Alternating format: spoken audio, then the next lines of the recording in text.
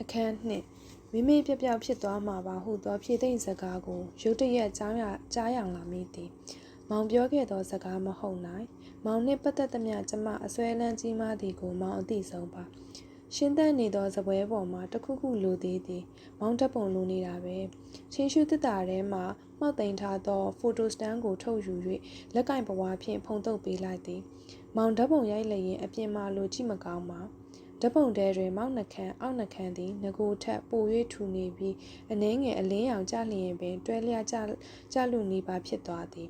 မောက်မျက်လုံးများကအပြင်မှလောက်မဆူးရှာပဲရှက်ကိုရှက်ကန်ဖြစ်နေတတ်၏နောက်ပြီးရီလိုက်လျင်တအားချစ်ဖို့ကောင်းသောမောင်သည်ဓာတ်ပုံထဲမှမြေတိုးမြမရေပြုံးတတ်ပါ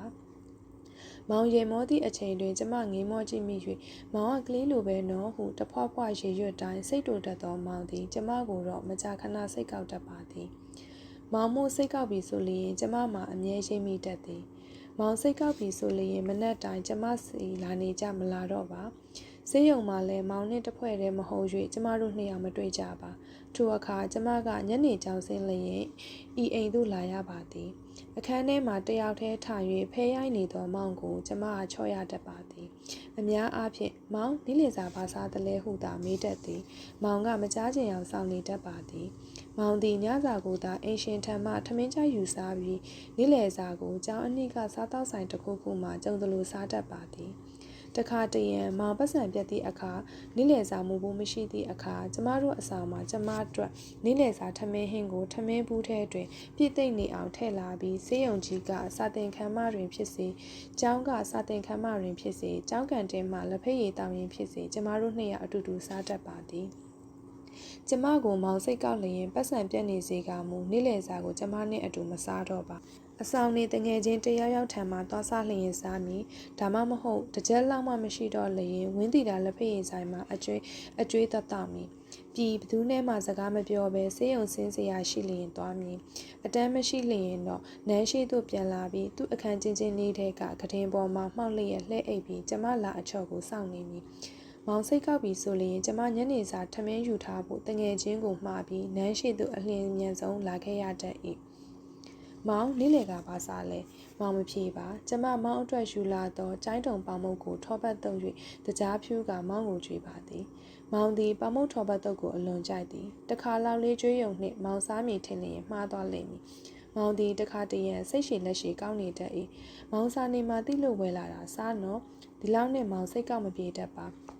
ကဲနောက်တစ်ခါဆိုမောင်မကြိုက်ပဲတယောက်တည်းရုပ်ရှင်သွားမကြည့်တော့ဘူးနော်မောင်စိတ်ကောက်မည်ဆိုလျင်ကောက်ချင်စရာကျမသည်ရုပ်ရှင်ကားတကားကိုကြိုက်ပြီးဆိုလျင်မိကဲ့သို့အခက်ခဲအမျိုးမျိုးရှိနေပါစေကြည့်ပြအောင်ကြည့်တတ်ပါသည်မောင်နှင့်ကျမအဖွဲ့ချင်းမတူသဖြင့်အားလက်ချိန်လည်းမတူပါ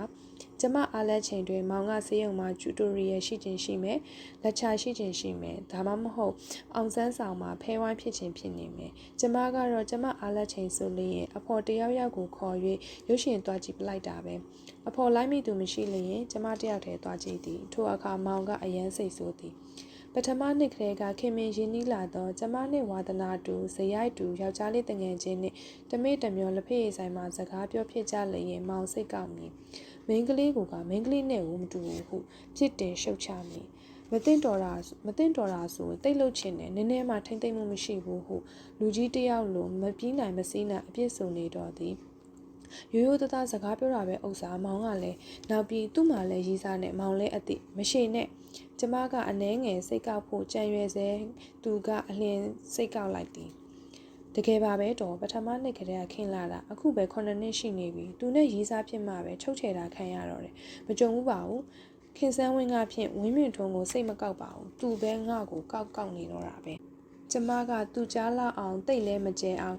အတန်ခတ်တူဖြင့်တတွညင်းညူလျင်သူကမကြားဟန်ဆောင်နေတော့ပါပဲဘာတွေများအရေးတကြီးပြောစရာရှိလို့2 နာရီ3 နာရီကြာအောင်ထိုင်နေကြတာလဲမောင်သည်ကျမကိုယောက်ျားလေးတငယ်ချင်းနှင့်ပတ်သက်လျင်အနှဲငယ်များစိတ်မချတတ်ပါမောင်ကိုကျမချော့ရသည့်နီးများမှာမမှတ်မိလောက်အောင်များပြခြင်းမရှိပါကျမသည်တခါတရံချော်နီးတစ်ခုတည်းကိုသာထပ်တလဲလဲတုံးတတ်ပါသည်မောင်ထောပတ်တုပ်ကျွေး၍ချော့သောအခြေအနေသည်တိတ်မဆိုးရသောပဏိပခတစ်ခုလေးအတွက်ဖြစ်သည် ရှုပ်ပွားနေသောမောင်အခန်းကိုရှင်းလင်း၍မောင်ဝိစာတချို့ကိုခောက်သိမ်းတချို့ကိုလျှော့ဖို့၍မောင်အတွက်ရစာကိုပြင်ဆင်ပြီးချော့ရပြီးဆိုလျင်ပဏိပခါနည်းနည်းတော့ကြီးသောကြောင့်ဖြစ်သည်တိတ်ဆိတ်ဆိုလျင်မောင်သည်ထမင်းပကံများဂျိုက်များကိုပြစ်ပေါက်ရိုက်ခွဲတတ်သည်၏တခါတုန်းကညစီတန်းစားဝတ်အယောင်းဆိုင်မှယောက်ျားလေးတငယ်ချင်းတယောက်နှင့်ပတ်သက်၍အကြီးအကျယ်စကားများခဲ့ပူသည်ကျမကဤကိစ္စနှင့်ပတ်သက်၍ကျမအပြစ်မဟုတ်ဟုအမြဲယုံကြည်၏မောင်သည်ဈေးချိုဖြစ်စေတရုတ်တန်းညစီဖြစ်စေကျမကိုဘယ်တော့မှလိုက်မပို့တတ်ပါမောင်ကတမျိုးပါပဲမောင်အတွက်စပို့ရှက်ဝယ်လျင်တောင်မောင်ဘယ်တော့မှမလိုက်ချင်တတ်ထို့ကြောင့်လဲဈေးသွားလျင်မောင်ကိုမခေါ်ဖြစ်ခဲ့ပါညဈေးမှာစားအုပ်သွားဝယ်ခြင်းသွားရောင်းခြင်းအမှုကိစ္စတို့၌မောင်ကိုဘယ်တော့မှအာမကိုခဲ့တငယ်ချင်းနှင့်အတူသွားစမြဲဖြစ်သည်ညဈေးသွားသောနေ့၏နောက်တစ်နေ့တွင်ကျမတို့နှစ်ယောက်စိတ်ဆိုးကြစမြဲဖြစ်သည်တခါမှာတော့မောင်က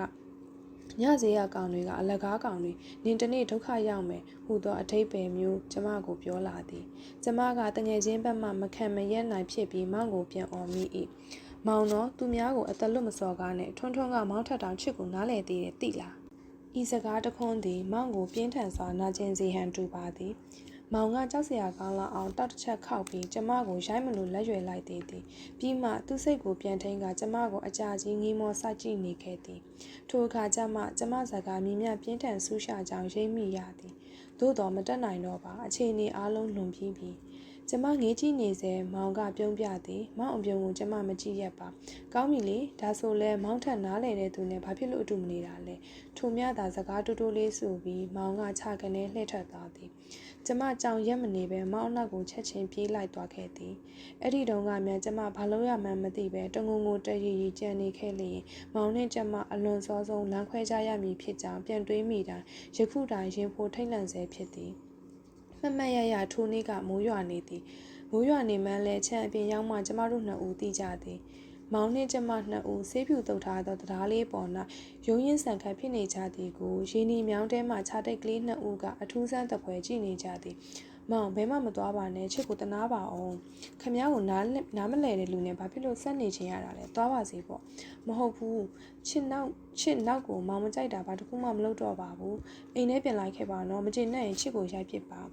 မောင်ကျမကိုဘယ်တော့မှမရိုက်ဘူးပါမိုးဆူရွှဲနေမှန်ယခုမှတတိယသွားသောမောင်သည်မကောင်းတတ်၍လိုက်လာရသောအမူအရာမျိုးဖြင့်ကျမဘေးနားမှပါလာသောကြောင့်ကျမပျော်မိသည်မှာဘာနဲ့မှနှိုင်း၍မရမည်မထင်ပါအခန်းပြန်ရောက်တော့ငူငငယ်ကြီးမတ်တက်ရက်နေသောမောင်၏အဝတ်ဆိုတွေကျမကချွတ်ပေးလိုက်သည်လုံကြီးဆွဲချွတ်မိဟန်ပြင်တော့မောင်ကကမန်းကရန်ပြန်ဆွဲထားပြီးကလေးမဟုတ်ဘူးကိုဘာသာကိုလဲမယ်ဟုခန်းငေါငေါဆိုသည်မောင်ပစိုးလဲပြီးသောအခါကျမမောင်ရီဆိုအဝတ်များကိုအခန်းအပြင်ကကျိုးရံမှသွားလန့်သည်ပြန်လာသည့်အထိမောင်ကမတက်ရက်၍မျက်မှောင်ကျုံနေစေကျမမျက်နှာတုပ်ပဝါကိုယူ၍မောင်စပင်ရေဆိုများကိုခြေပြားထောက်၍မမိတမီလှမ်းတုံပေးသည်မောင်ကမျက်နှာထားအနှဲငယ်များမလျှော့ပါခါတိုင်းသာဆိုလျင်ပူလိုက်တဲ့အရွက်နော်ဟုကျမကိုစတတ်တော်လဲယခုအခါအလွန်ငြိမ်သက်တွေ့ဝင်နေပါသည်နေပါစေခမားစပင်တွေလည်းစိုးနေတာပဲကိုယ့်အကူတော့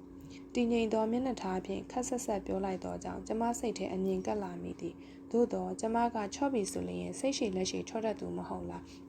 မောင်ကချစ်ကိုမုန်းသွား၏လားယင်မောင်မေးစိတ်လုံးလုံးလေးကိုဆွဲညှိ၍မေးလိုက်သောအခါလဲမောင်ကျမကိုငုံကြည့်ပြီးမှဘာမှပြန်မပြောပါချစ်ကိုခွဲမသွားရဘူးနော်မောင်နောက်ကိုမောင်မကြိုက်တာဘယ်တော့မှမလုပ်တော့ဘူးနော်နောက်တစ်ခါလုံရင်တပ်ပလိုက်မောင်ကရင်ပေါ်သို့ခက်ဖြည်းဖြည်းထိုင်ချလိုက်သည်ကျမကိုအကဲခတ်သလိုမျက်နှာချင်းစာ၍ကြည့်နေသည်ကျမမောင်ကိုတအားဖက်ထွယ်ပြီးမောင်ပါကိုနမ်းလိုက်သည်မောင်မပြုံးပါယုံလည်းမယုံပါထို့နောက်မောင်နှခမ်းကိုကျမနမ်းပါသည်ပထမတော့မောင်ခက်တီတီငြိမ်သက်နေသေးသည်နောက်ပိုင်းကျမမျက်နှာကိုတွန်းဖယ်လျက်ပြုံးလာပါသည်မောင်ပါပြောတော့မီကိုသိနေတော့ကျမကလည်းမောင်ကိုတအားပြန်ဖက်၍မောင်နှခမ်းကိုနမ်းပြန်သည်ဖဲပါကွာနမ်းလည်းမနမ်းတတ်ဖဲနဲ့အမဲနမ်းတတ်တယ်ပေါ့မောင်မနေနိုင်တော့ပါကျမကိုတင်းကျပ်နေအောင်ဖတ်ပွေပြီးအတန်ထွက်အောင်ရေမောနေပါတော့သည်မောင်စိတ်ကောက်ပြေနေပါပြီတော်တော်ဦးတဲ့ကောင်မလေးမောင်ကကျမကိုရင်ခွင်ထဲမြုပ်နေအောင်ဖတ်ထားရင်ရေတန်ဟဟနဲ့စသည်ကျမမနန်းတတ်သည်ကိုရည်ရွယ်ပြောခြင်းဖြစ်ပါသည်ဟုတ်ပါရဲ့နော်နန်းနယ်ဆိုတာဒီလောက်ခက်မှန်းရီးစားထားမှသိတော့တယ်ဟိုဗမာခက်လို့လဲနင်ကိုကအာတာတုံးတာပြောပြီးမောင်တဟားရည်သောအခါကျမတိတ်